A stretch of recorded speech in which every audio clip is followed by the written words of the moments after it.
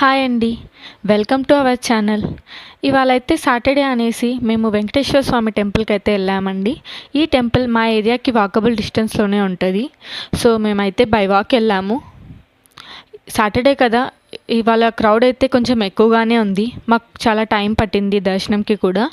So finally మేమైతే స్వామిని దర్శనం చేసుకున్నాం. మాతో పాటు మీరు కూడా దర్శనం చేసుకోండి. Thank you. गरुडगमन तव चरणकमलमिह मनसि लसतु मम नित्यम्।